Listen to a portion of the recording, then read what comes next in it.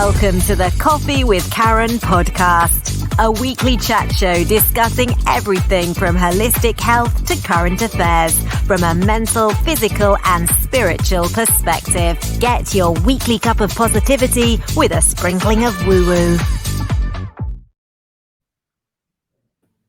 Hey, so welcome to the show. Today's Thursday. It's going out live on Mintwave Radio.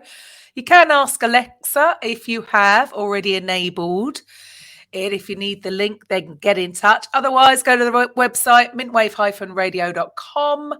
And if this is via podcast, you can go to the same website to download the app for Apple and Android. Feel free to check out the week's schedule of all the other podcasts. Subscribe to any that take your fancy and feel free to leave a comment. So today's episode is 165. And today we have the lovely Carissa, who is a coach and a consultant. And we're going to be talking about the counterintuitive way to take control of your life. I'm your host, Karen Roberts, helping coaches and therapists to get their message heard to the people who need to hear it. Now, Carissa Karban is a control coach who has been working on her relationship with control for over a decade now. She's continuously exploring what it means to take control versus surrender to the flow of life. She's passionate about disrupting the status quo and being part of a paradigm shift towards a more fair, just, equitable, free, and fun society. She helps her clients identify the unconscious motivations behind their actions and the ways ego and control make us feel good when we may be causing harm to ourselves and others. She will be the first one to tell you she doesn't have all the answers or have life figured out. Do any of us? But she will walk beside you on the journey to remind you that you are safe, worthy, and that we are in this together. So welcome to the show first, Carissa. Thank you so much, Karen. I'm thrilled to be here. So before we discuss today's topic, if you could just share with the audience a little bit more about your story, how you came to be doing what you're doing now. Gosh, yeah, sure. Happy to. It's been a winding path. I had friends when I was growing up who knew at a very young age what they wanted to do, who they wanted to be when they grew up. And I remember feeling really jealous of them. I thought, gosh, I sure wish I had that clarity. I wish I had it all figured out.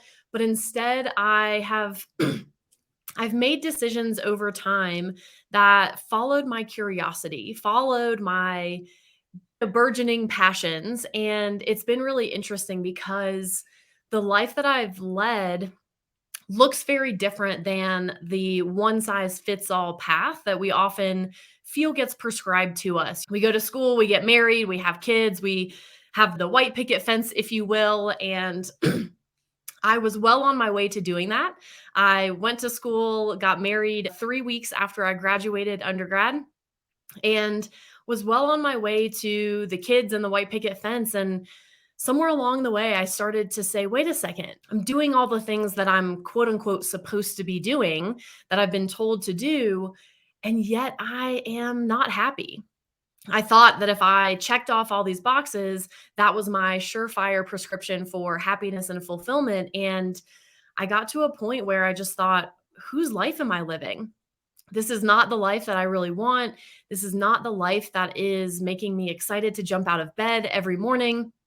And I spent, honestly, years thinking that there was something wrong with me for not being happy with the path that I had chosen. And my ex-husband liked to remind me of that very regularly, that there was something wrong with me, not something wrong with him, in wanting to have a more spontaneous, a more flexible, a more agile life, as opposed to one that was really prescribed and secure and stable.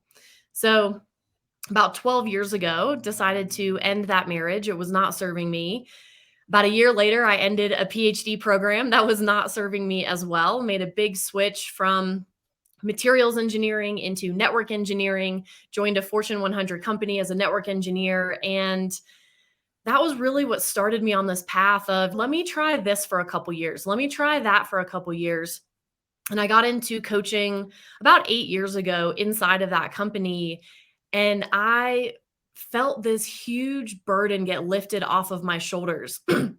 I'd been mentoring for a long time, and I always felt this pressure to provide the answers, to guide the people that I was mentoring and make sure that they had a good life, that they had good opportunities. And I felt so much pressure because of that. And so when I got introduced to coaching and realized that the philosophy of coaching is to help clients to come up with their own answers, to uncover their own answers, eliminate their own barriers, and to be more of that guide on the side rather than the sage on the stage. It really Love lit that. a light in my soul. And so I've been coaching. The modalities that I use to coach and the focus of my coaching has changed, has deepened over time as I deepen in my own personal development journey. But it has been a wild ride, and it's been a lot of fun letting go of the prescription and the supposed tos. Love that. Yeah. I mean, me personally, I think maybe I just had this rebellious streak in me. So, out the gate, and I totally just went with the flow and loved it.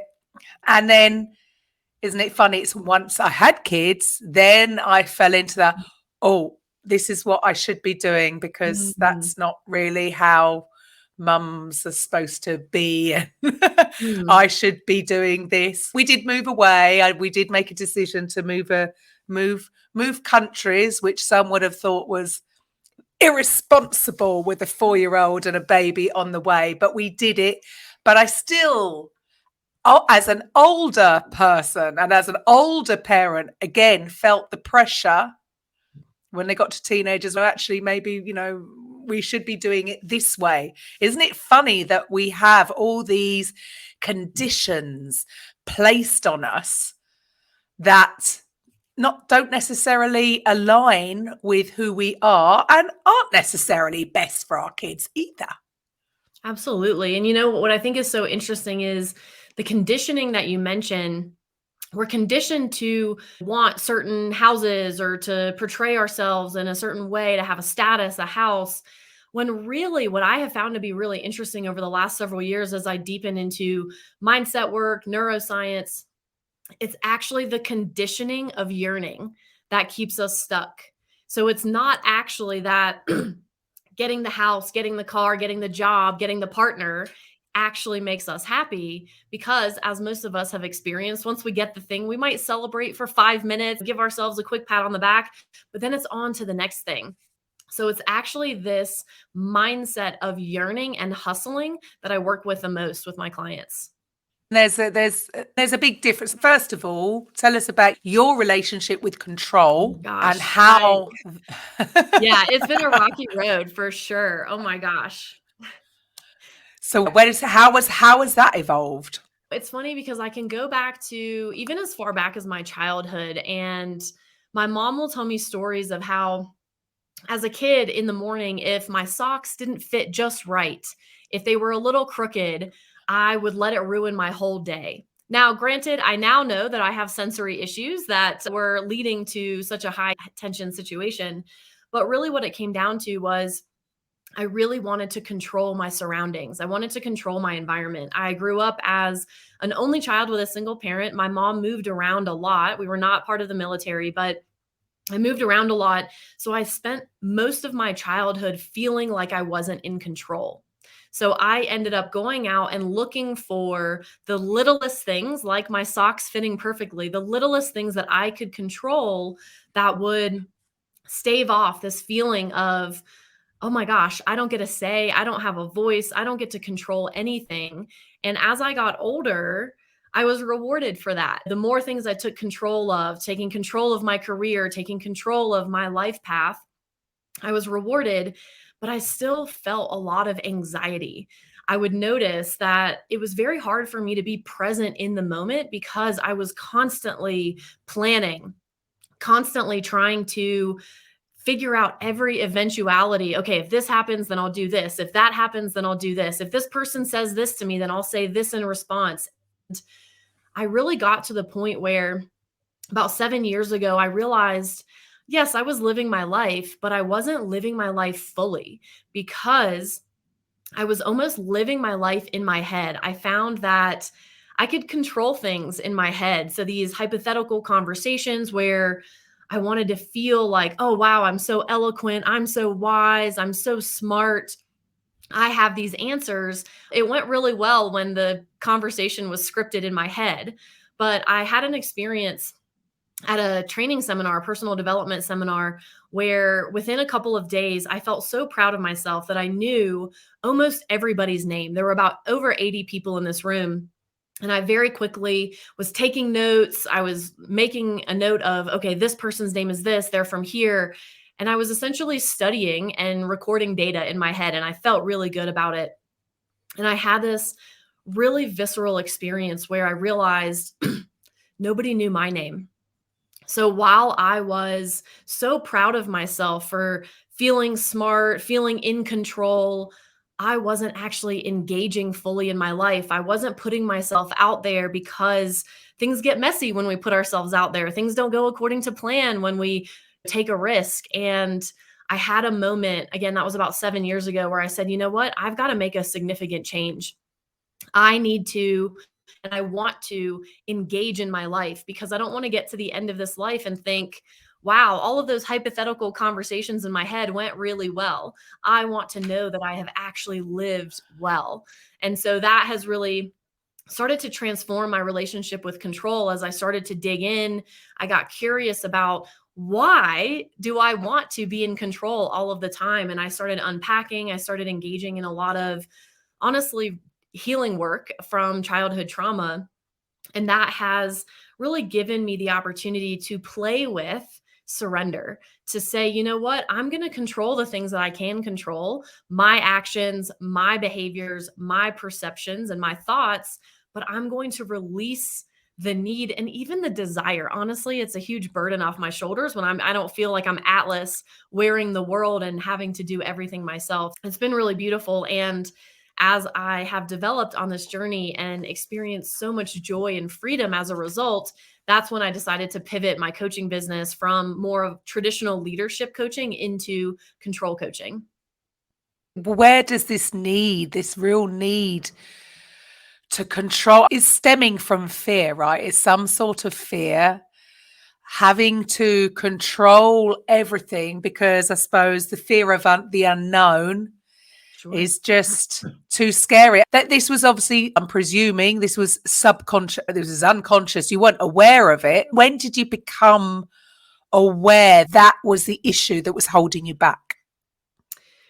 I would say probably about 3 or 4 years ago is when I really got to, okay, this is control. Because you're right, a lot of it was unconscious, a lot of it was patterns and programs. I like to use the metaphor of software. Coming from a technical background, I love to use this idea that, we all have this operating system in our minds, right? And I like to think of it as software. And our software was essentially written by toddlers and small children, because as kids, we don't have the cognitive ability to understand the nuances, the complexities of adult relationships and why things are happening out in the world. And so, as a natural part of our psychological development, we think everything revolves around us. We think everything is our fault.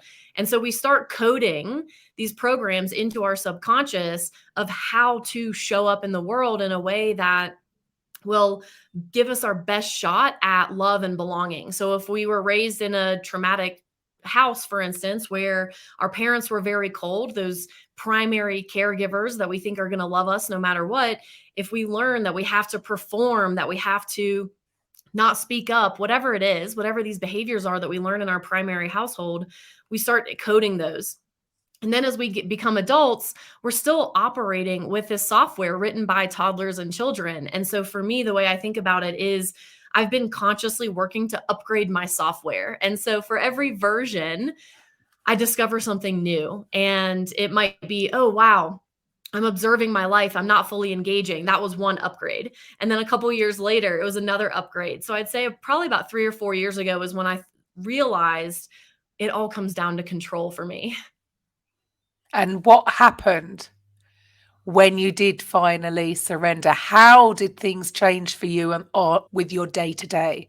Yeah, I would say I'll be really candid and transparent and say it wasn't an immediate, oh, the light bulb goes off and the clouds open, the sky starts shining immediately. For me, it has been a really hard but transformative path to reconcile all the ways that I have tried to control my surroundings, my career, my partner, all of these things. And so I will say it wasn't an overnight shift by any means, but as a result, I notice I am more patient. I am more kind. I am less likely to jump to a negative conclusion because I'm not trying to figure out all the ways that things could go wrong. So I'm more open, I'm more flexible.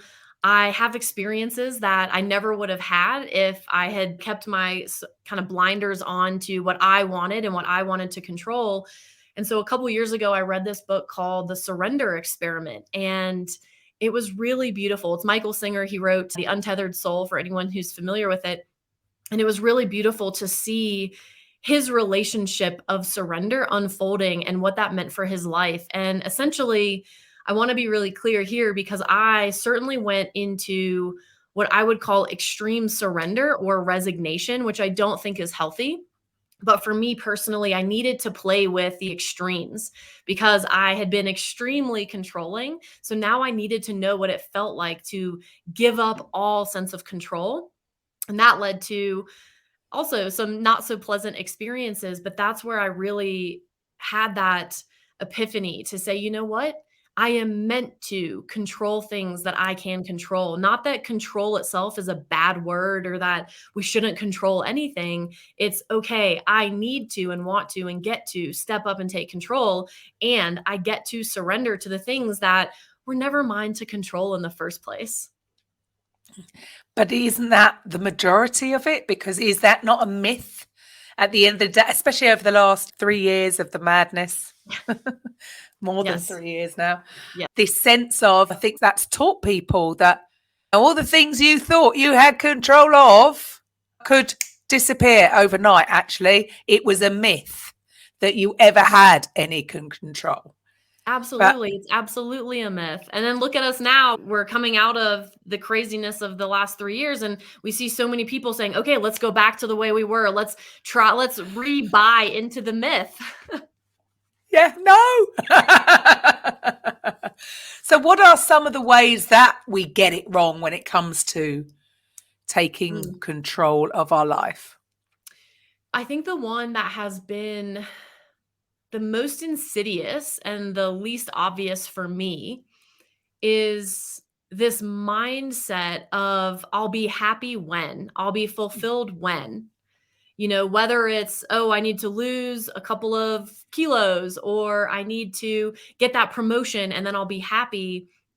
I did the same thing with even this personal development work. I said, I'll be happy once I heal. And what I have really come to realize is our happiness is well within our control and it's accessible every single day and every single moment that we choose to go out and get it.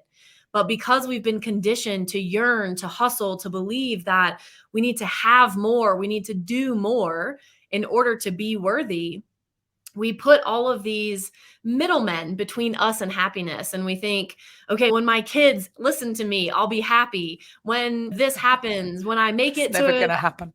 Exactly. And when we stop to really ask ourselves, is this even realistic?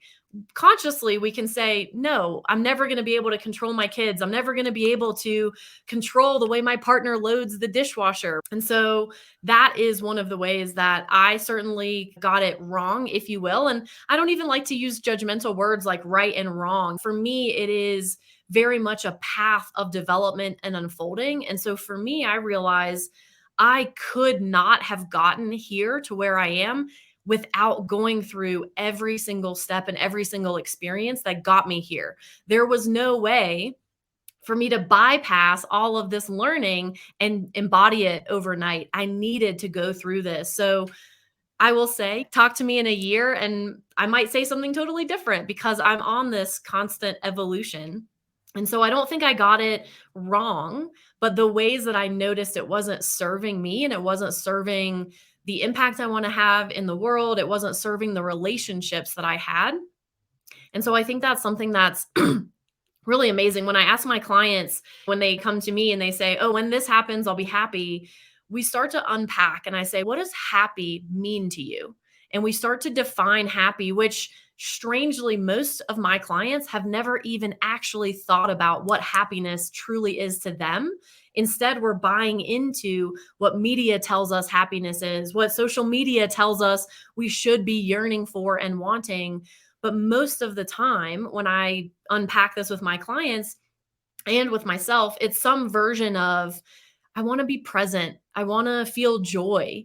I want to feel the love that my partner's offering me. I don't want to feel anxious and constantly consumed by the future or the past. And then I say, what's stopping you from doing that right now? I don't have this. I don't have that. And it's actually the thing that you're striving for that you think is going to make you happy is actually the thing standing between you and happiness and fulfillment. So we work to take out the middleman.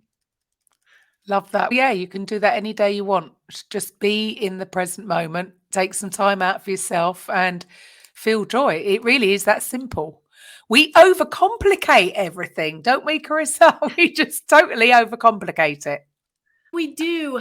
And I think it's, yes, simple, but not easy. That's how I like to think about it, because it's simple, right? It's eloquent. It's, oh, I can understand what it means to be present.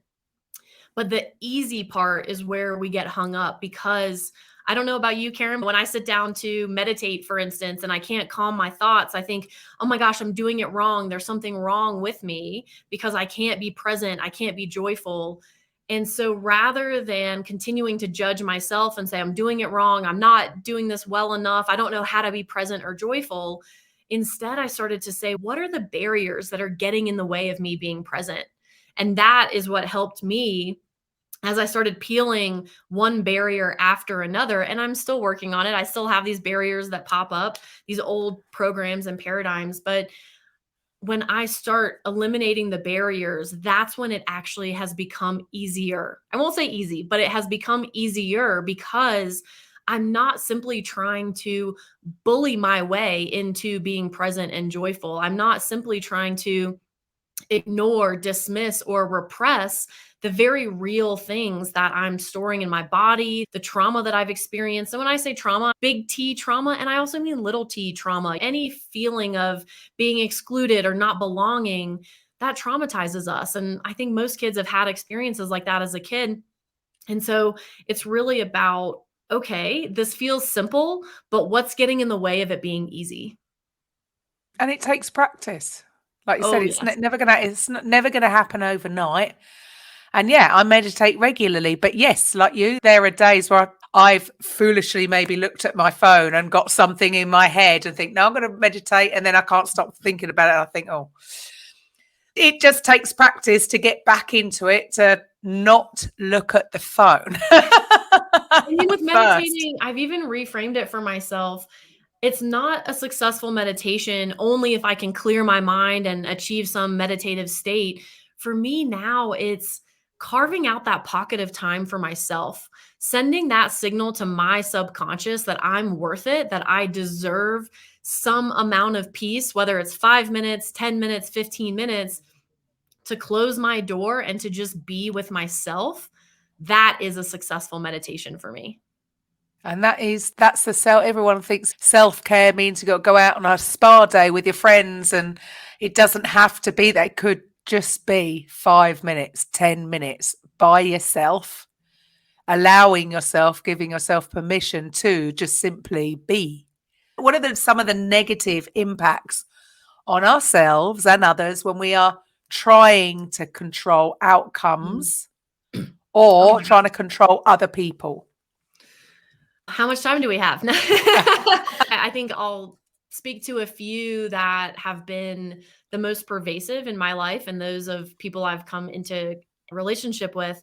I will say, when we try to control our circumstances, right? So not necessarily controlling other people, but when we buy into the notion that our bodies have to be changed in order to be worthy or to be lovable, when we buy into the notion of trying to control our career progression or whatever it is, we have anxiety, We can often get into depression, quite frankly. I've gone through situational depression myself, and especially I'm in the United States and on the heels of the murder of George Floyd and the kind of social awakening with regard to race. That sent me into a depression because I felt so hopeless. I wanted to save the world. I wanted to control what was happening. And so that's the other thing about control is it's not just a negative thing saying, oh, I wish you would do what I want. I'm going to control you in a negative way. It's even wanting to control in a positive way. So even wanting to go out and have this positive impact and make a big difference, I got caught up in that and I got really attached to that. And that created depression in me. So we can have somatic symptoms, right? We can develop rashes and really significant cancers and health situations here. If you want to read a book, The Body Keeps the Score, another great one about how we store our experiences in our bodies. And so when we tell ourselves that something went really wrong because we didn't control it or we didn't get the outcome that we wanted, that gets stored in our bodies. When we feel that we're in an environment every day that isn't psychologically safe, our brain interprets that as physical danger. And so if we're going into our work environment thinking, I can't be safe or I don't feel comfortable unless I can control everything around me, then we're going to spend the majority of our time with our nervous system dysregulated in fight or flight, those moments of time that are meant to be a moment. Supposed to have a surge of adrenaline or a surge of cortisol to escape a danger. And then we're supposed to regulate. We're supposed to come back down. But most of us are living in a state of constant dysregulation. And that has so many impacts on our health. We don't sleep as well. We're anxious. So that's just when we try to control our situation and our environment. Now that gets exacerbated with our relationships when we try to control other people. Because I don't know about you, Karen, but I certainly don't like it when people tell me what to do and they try to control what I'm doing. If they can reason with me, get me on board, enroll me, then it becomes an intrinsic motivation for me to want to do something. But when I have tried to control my partner, my friends, my boss, anybody, it usually doesn't go so well. And so then what happens is I damage that relationship. And our relationships are what keeps us going. We are community creatures. We are meant to be in relationship with one another. So if we sabotage those relationships, then we can feel isolated, which exacerbates those symptoms of anxiety, depression, loneliness, suicidal ideation, death by suicide. We see the rates of death by suicide rising, and it's because we're becoming more isolated. We don't have those relationships. Social media is not a fulfilling relationship. It's the highlight reel and it's superficial. It's like eating junk food for our main diet. So we can damage these relationships, isolate ourselves, and honestly have so many negative impacts by trying to control the things that, frankly, we were never meant to control. So when we talk about going with the flow, do you think that many are just so scared because what's the steps to doing it? It sounds so easy, doesn't it? Stop trying to be in control and just go with the flow, surrender. Oh, yeah, but. Yes. So all these things will come up. So what would be the step 1, 2, 3 to being able to trust yourself and the flow? How do people get there? How do they go from being in control to full surrender? Such a good question. The yes, but, right? There are a lot of people probably listening to this who think that works for others, but it won't work for me because, and then they fill in the blank. And so I think a couple of steps, really tangible steps I would offer. The first one is to notice. When we get curious, it's really hard to be judgmental and curious at the same time. So if we can get curious and we start noticing, just asking ourselves, what are the most pervasive thoughts? What are the most repetitive thoughts that I'm having every day? I have to do this. I have to lose weight. I need to get in shape. I need to go to the gym, whatever it is. Whatever domains or whatever patterns we notice are playing on repeat, that's data. It's information. Our emotions, our thoughts, everything is data if we choose to use it that way. And so I think noticing our most pervasive patterns, especially the ones that we feel are keeping us stuck or the ones that are making us the most unhappy. What are those patterns that happen so frequently? And then ask ourselves, where did this thought come from? Where was the first time that I experienced this feeling or this thought? Oftentimes, we can trace it back to childhood before the age of 10. A parent or an authority figure told us, oh, in my case, I identify as a woman. Oh, girls are meant to be nice and seen and not heard. Well, I'm a very outspoken and direct human being. And so that created friction because I thought, this is who I am, but it's not who I'm supposed to be. But the really powerful thing in noticing this and asking that question of where was the first time I felt this and tracing the origin is because we start to realize our thoughts are not necessarily true.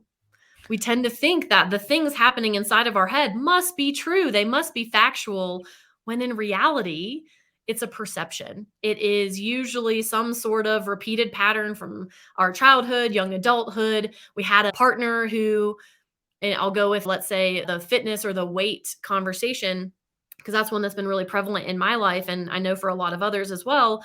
Typically, we can go back to a parent or a partner saying, I'd really like it if you lost some weight. I think you'd look better if you were more fit. And so then we internalize that, and then we start running that pattern in our minds. But somewhere along the way, we forget that we picked it up from somebody else. And so if we can track the origin of those thoughts, realize that they came from somewhere outside of us, then that gives us the power to say, you know what? Is this actually serving me? And if not, what can I do to start letting go of this thought pattern? So that's certainly one that I would offer. And what, with regards to that kind of thing, I'm sure if people have had a weight problem, they've probably had some kind of experience of something similar. Yeah. But is it just being aware? Is that enough? Because, yeah, you can think, oh, yeah, that's because so-and-so used to say that to me. But just being aware, because it's an unconscious thing, right? So how can you just drop it? Awareness is obviously step one. Sure. Or is that you've got to revisit it daily? You've got to practice that rechecking in to actually release it, because this is all unconscious. It is, yeah. And so you said it perfectly, Karen. Awareness is the first step. If we aren't willing to get curious, if we aren't willing to go inward and start asking those questions, then in my opinion, there's no hope of any change. There's no hope of making a difference. But once we've created that awareness, I will say personally, I'm biased, so it will come as no surprise, but I would really advocate working with a guide, a professional, someone who not just says they can help you achieve everything you've wanted in your life, but someone who has truly walked the path, someone who has gone through the doors they're asking you to go through as well. Because I think that if not done ethically and responsibly, we can cause a lot of harm, right? Because we don't know what people have experienced. And it might be little t trauma, it might be big T trauma, we might be living through trauma, we don't know. So I highly advocate, we tend to think, oh, I'll just call my best friend, I'll vent to them about it. But oftentimes our friend is not qualified or prepared or has the capacity to actually help you go through that process of letting go and healing. So working with a therapist, working with a coach, someone with whom you resonate, with whom you see yourself and you want to open yourself up to them. So I think working with a guide is really powerful and can do a lot to accelerate our healing, because otherwise, to your point, if we just create the awareness, then now we might be miserable every day because we're aware of it, but we're not doing anything about it. And not to say you have to work with a professional. I would say it very much depends on your personal circumstances, your personal history, the level of what has happened to you and how it's controlling your life right now. But you could start journaling, just giving yourself an opportunity to get your thoughts down. That tends to help me get something that's spiraling in my head, pull it out of my brain, and it has less power over me when I see it on the page. So I think journaling, I think meditating is absolutely a fantastic practice.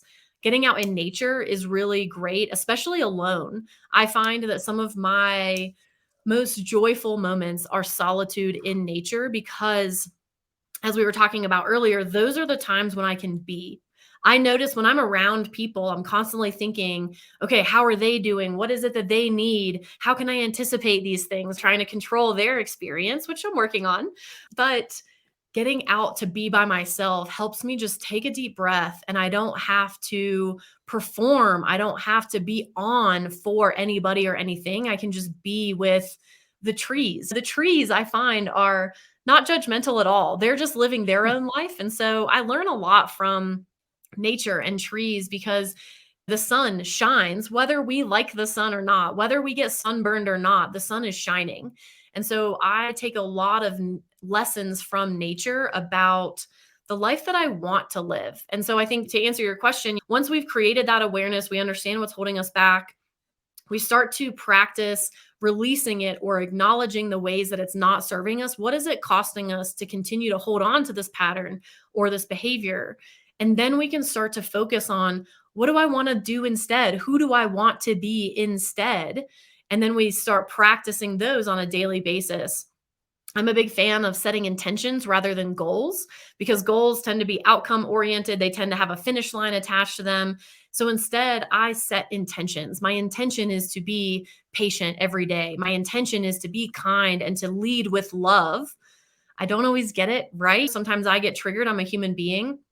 I react, and then I hold myself accountable. When I realize, oof, I slipped into that old pattern, I did that old thing again, instead of just, oh, sweep that under the rug, now I hold myself to account, and I make amends to the people I've harmed when I do that. And then it strengthens the relationship. We often think, oh gosh, I don't want to say that. I don't want to do this thing because I'm afraid it will hurt the relationship, when more often than not, it's the things that are unsaid that are hurting our relationships. Very true. Very true. And so it is, again, just going back from what you've just shared there, really, is getting aware and then practicing being present. Because otherwise, if we go back to our automated life, because we are, most of us, if you're not consciously aware of what's going on, you are just running a program. You're just going about your day on autopilot. And of course, nothing is ever going to get solved that way, because you're running a program. So what I've just got from you is just, okay, be curious. You said at the beginning, be curious. And I suppose it's, again, I'm just going to say that, again, we've been conditioned to not talk to ourselves.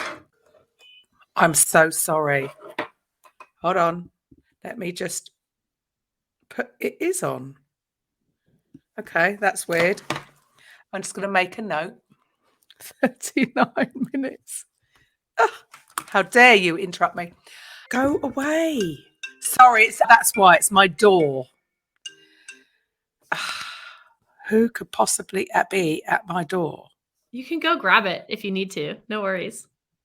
No, you're all right. You're all right. I'm just going to turn that off. Go.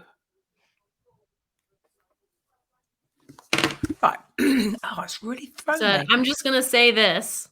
Oh, yeah. So I'm going to say this. We've been conditioned that we shouldn't talk to ourselves. But actually, we should talk to ourselves, and we should get curious with ourselves and ask ourselves questions for that to clear that kind of thing, and practice it so that we are aware of this stuff so that we can heal and move forward. Yeah. And I think what's really important to recognize too, because I on my own journey have at times been really judgmental and harsh with myself. Oh gosh, I'm doing it again. Oh gosh, why am I on autopilot? And I would get down on myself. But I think it's also important to recognize that our brains have evolved to help us survive. So all of the autopilot that you mentioned is very real, because our brains could not handle all of the sensory information that's coming in.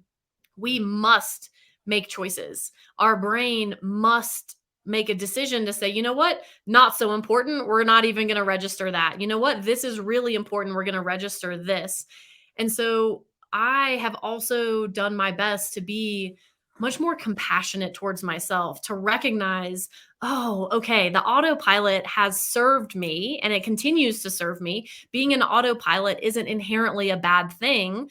I don't like black and white binary thinking, which our binary bias is also something that our brain does to protect us. But it's the sort of thing that we have the opportunity. We have, for anyone who knows Daniel Kahneman's work, Thinking Fast and Slow, he's a behavioral economist and has won a Nobel Prize, really great work. He has done a lot to help us understand the biases, the heuristics that are at play in our brains. And so we can start to track, oh, it serves me in this situation. It doesn't serve me in this situation. So rather than having that program that in our mind just runs all of the time, for anyone who's a coder, you can start to introduce if-then statements. And if you're not a coder, you could probably understand that too, right? If-then.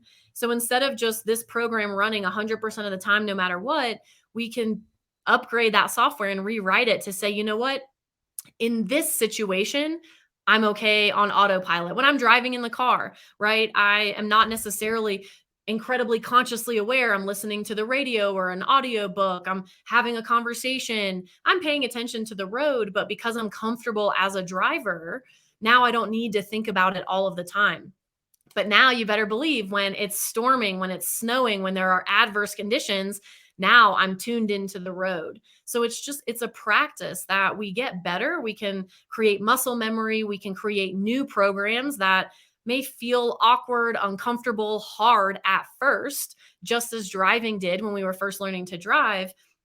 But over time and with practice, the practices become easier until one day we think, gosh, how did I even get home today? I was totally on autopilot the whole time. We were safe, but we didn't have to think about it. And so it can feel hard and uncomfortable at first, but it does get easier, I promise.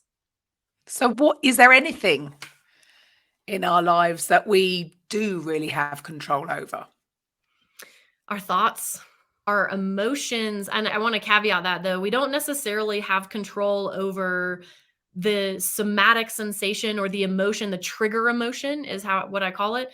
When someone says something offensive or rude or hurtful or dismissive towards us, we have a trigger emotion. And that emotion is, again, data. It's there to serve us. It's there to say, oh, there's a threat or there's danger or, oh, I didn't like that. That didn't feel good. Let me figure out what I want to do about it. So we can't necessarily control the trigger emotion, but we do get to control what we do with it.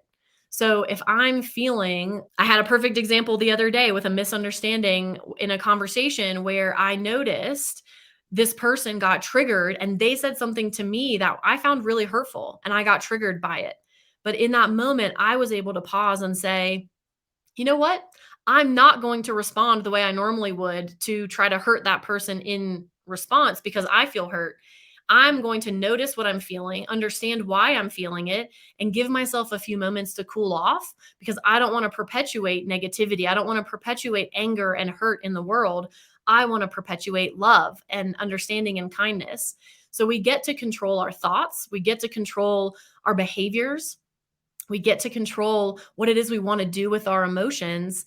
And ultimately, we get to control the path that we choose in life. We do not have to live a path that our parents, that our partner, that our kids are telling us, or we feel is implied being put on us. We get to choose because, as Mary Oliver says, we have one wild and precious life. And I don't want to get to the end of it feeling like I lived my life for anybody other than myself. And rightly. So with all of this, with with everything that you've learned throughout your journey, how has your life changed as your relationship with control has evolved or is evolving? Evolving, yes, definitely an ing on the end of that one. I will say I really feel much more grateful more of the time.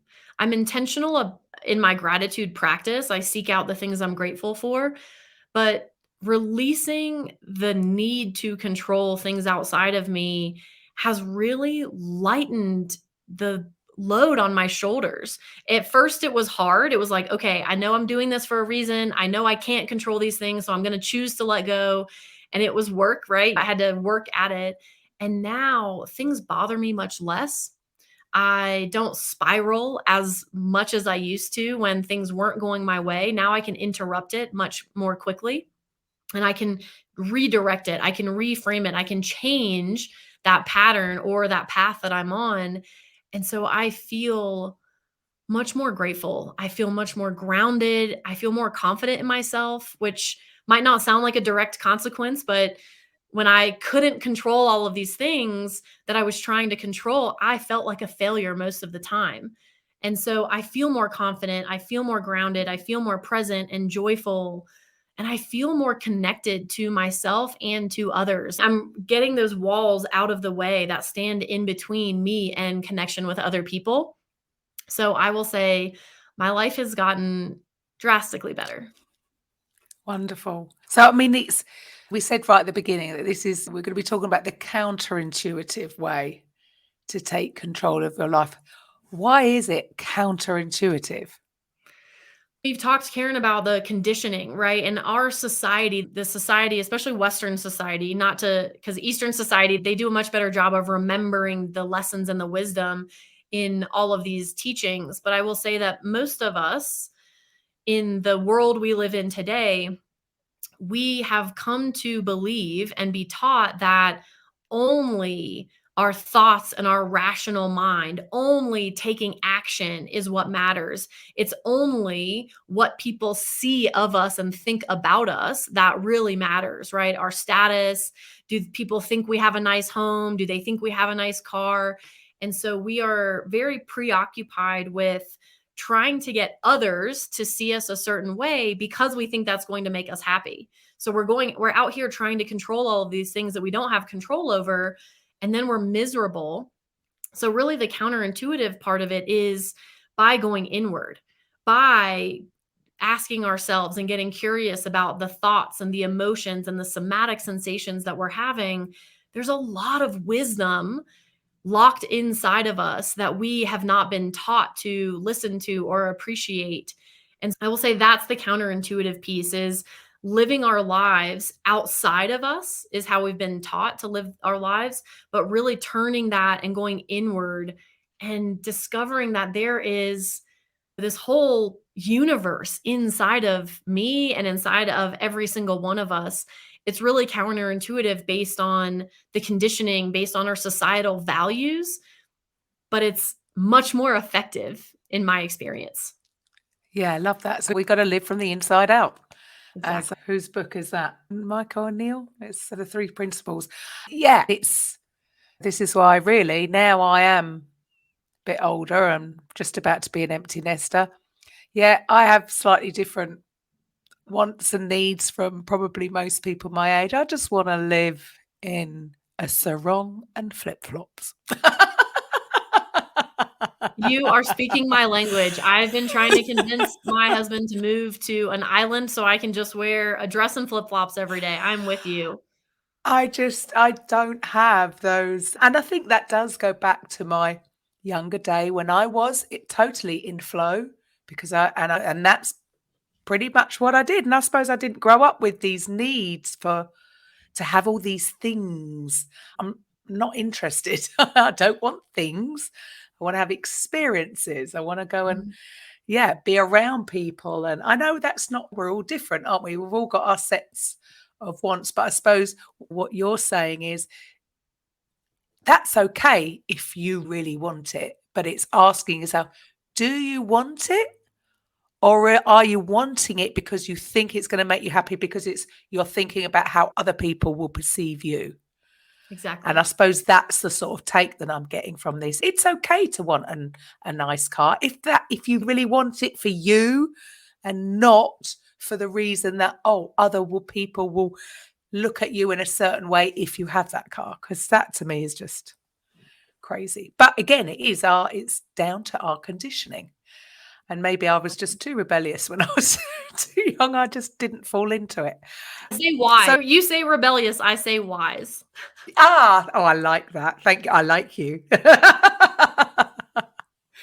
If anybody's out there, obviously, if they're watching this, they can see all your details here. But if they're just hearing this, they're listening to this and they're like, I can relate to this. yeah, I would like some help dealing with this, how would they get in touch with you, Carissa? It's really easy. If you can get the spelling of my name, that's usually the hardest part for most people. It's Carissa with a C, Karban with a K. But CarissaKarban.com is my website.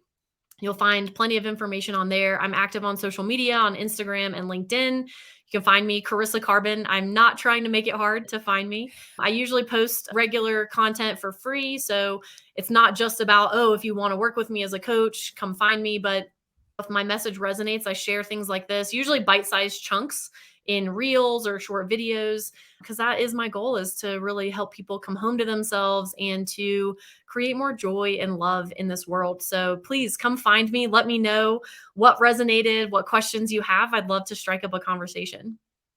Fantastic. So this whole idea is really about turning everything on its head. Everything we thought we knew, everything we thought we were supposed to do. And going back to, you said this very early on about it's not just judgment from others, we judge ourselves. So release all that judgment. There is no, like you said earlier, there is no right or wrong. It's whatever's right for you. If you're not harming another person, there is no right or wrong. There's nothing. If you want it, go for it. If you don't, but really getting in tune with what it is that you really want and the reasons behind it, and being really honest with yourself about that, because again, there's no blame with anything. It doesn't make you a bad person because you have been thinking that way. It's just been your conditioning. And so, being aware of it and being able to flip it on its head, and yes, life is so much easier. Now, for me personally, I used to think that I was in the flow, and I still wasn't, because I still had this need to, again, I thought I needed to, we live in such an action-oriented place, don't we? I've got to do, and if I'm not doing, somehow I'm not worthy. And then I've got to just do more to get more. Yep. And actually, it is when you actually take things off. And I love that practicing being, which is something I never really got. I used to think I've just got to meditate, but sometimes meditation it's almost taking you out there, away from your body. Sure. But actually just being present in your body. And I used to it's weird. You said about the driving. I mean, we drive on autopilot, right? But I used to use my time driving as practicing being. Now that might sound to some, oh, that sounds dangerous. But it wasn't, because it was the opposite. Because like we say, we go in autopilot, right? And we're driving. Whereas being ultra aware of, so I was actually probably a safer driver. Yep. But because I was ultra aware and ultra present, that time was for me to, no thoughts, just being. That's when a lot came up and things flowed a lot easier. Beautiful. Yeah, absolutely. We can practice it no matter where we are. I love that driving example. I had that this weekend. I was in the car and just soaking in the sunshine, the earth moving around me, and just being ultra aware and very present of it. We live in my opinion, we live in such a beautiful, exquisite world, and to let it pass me by, let this life pass me by, just feels like a crime. Love that. And we all do it again until we're aware of what we're doing. And then we still do it. And then we practice again.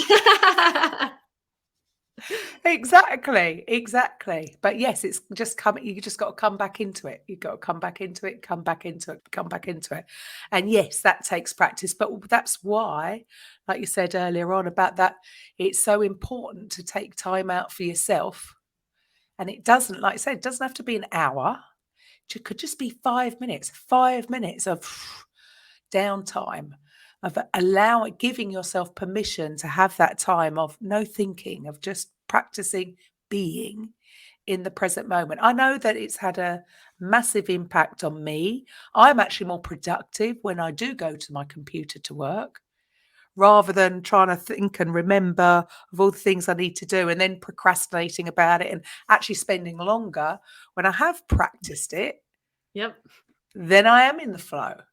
Yeah, wonderful advice. Love it. So, CarissaKarban.com. Is that right? Yeah, Yes, you nice got and it. simple. So thank you so much for your time today. It's been wonderful speaking to you. This is really quite new to me, and I would say only in the last year. And I would say I've been a student of the self-development arena for about 20 years, getting it wrong. Well, not getting it wrong, getting my perception of it. Because they all tell you it's your thoughts. Thoughts become things. It's your thoughts control. And it is easier than I thought. Because yes, that just practicing being 5 minutes a day, doesn't have to be hard, can actually make a difference over time, not instantly. And it was like, oh, silly Karen, overcomplicating it. It's a lot easier than I thought it was. So Well, advice the conditioning that things have to happen instantly, even that notion, that is something that comes from outside of us. So yeah, being patient doesn't and it? just practicing is beautiful. Doesn't it? Nothing happens overnight. I come from the fitness world. So yeah, you want to lose weight, it ain't going to happen overnight. I don't care what sort of workout you do or what you eat or what superfood or whatever. There is time in this arena, we're in this physical body as present. So there are rules to the universe. So everything is going to take time. Why would it not when it comes to your mind as well? Exactly. Keep going. Stop being so judgmental on yourself. Give yourself a break. Give yourself 5 minutes. Love it. Awesome. Thanks. Thank you once Karen. again. Really appreciate it. And to the rest of the listeners, I will have a wonderful weekend because I will be back on Monday with a coffee with Karen. Bye for now. Coffee with Karen podcast, a weekly chat show discussing everything from holistic health to current affairs from a mental, physical, and spiritual perspective. Get your weekly cup of positivity with a sprinkling of woo-woo.